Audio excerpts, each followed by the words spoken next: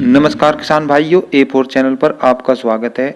आज की वीडियो में हम आपको बताने वाले हैं शरदकालीन गन्ने की बुआई में कौन से उर्वरकों का प्रयोग करें और कौन से उन उर्वरकों का प्रयोग न करें जिनका प्रयोग हम गन्ना मार्च व अप्रैल की बुआई में कर सकते हैं, जिससे कि हमारे गन्ना अंकुरण में विपरीत प्रभाव न पड़े और जमाव भी अधिक से अधिक हो सके। किसान भाइयों, शरदकालीन गन्ना बुआई में हमें लाभ तभी हो सकता है जब हम मुख्य रूप से दो बातों का खास ध्यान रखें।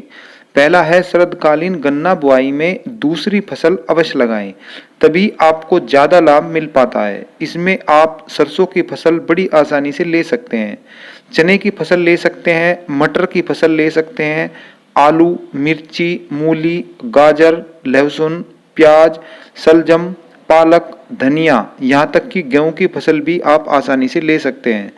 यदि आप गन्ने की बुआई ट्रेंच विधि से करते हैं तो आप वे सभी फसल ले सकते हैं जो सर्दियों में लगाई जाती हैं। यदि सामान्य तरीके से गन्ना बुआई करते हैं तो भी सरसों, लहसुन, प्याज जैसी फसल ली जा सकती हैं और तभी शरदकालीन गन्ना बुआई का फायदा होता है। ये सभी फसल शरदकालीन गन्ने में कैसे लगाई जा सकती हैं, इनकी चर्चा मैं आने वाली वीडियो में करूंगा। आपने देखा होगा कि इस समय चीनी मिल के सुपरवाइजर शरदकालीन गन्ने की बुआई पर जोर दे रही हैं।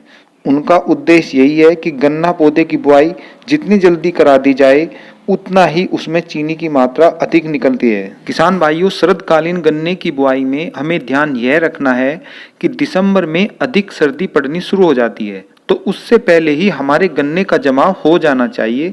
और जो हम दूसरी फसल गन्ना में लगाते हैं उसका एक लाभ यह भी होता है कि वे गन्ना फसल की रक्षा पाला पड़ते समय करती हैं।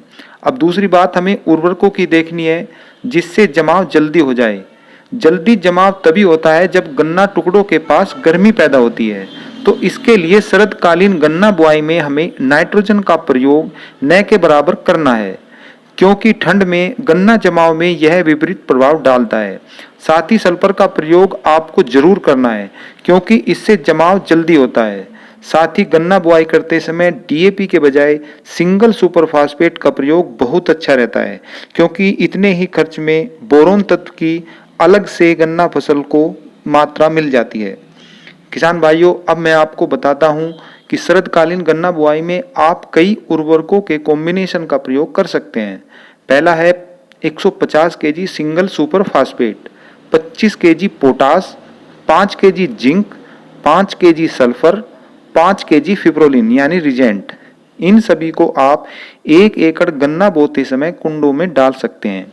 दूसरा है 50 KG DAP, 25 KG potash, 5 KG zinc, 5 KG sulphur, 5 KG फिप्रोलिन।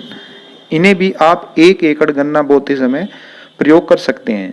तीसरा है 50 KG NPK 12-32-16, 25 KG potash, 5 KG zinc, 5 KG sulphur, 5 KG फिप्रोलिन।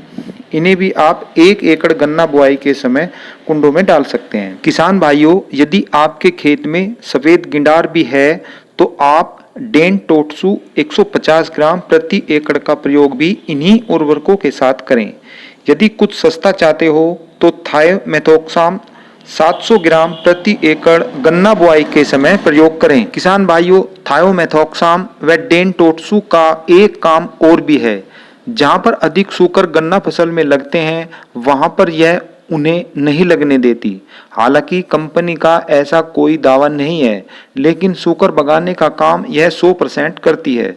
यदि आप इन सब बातों का ध्यान रखकर शरदकालीन गन्ना बुआई करते हैं तो निश्चित ही आपको अधिक लाभ पहुंचता है। ऐसी ही जानकारी आपको आगे भी मिलती रहे, इसके लिए A4 चैनल को सब्सक्राइब करें, लाइक करें, शेयर करें। फिर मिलते हैं एक नई वीडियो के साथ। जय हिंद।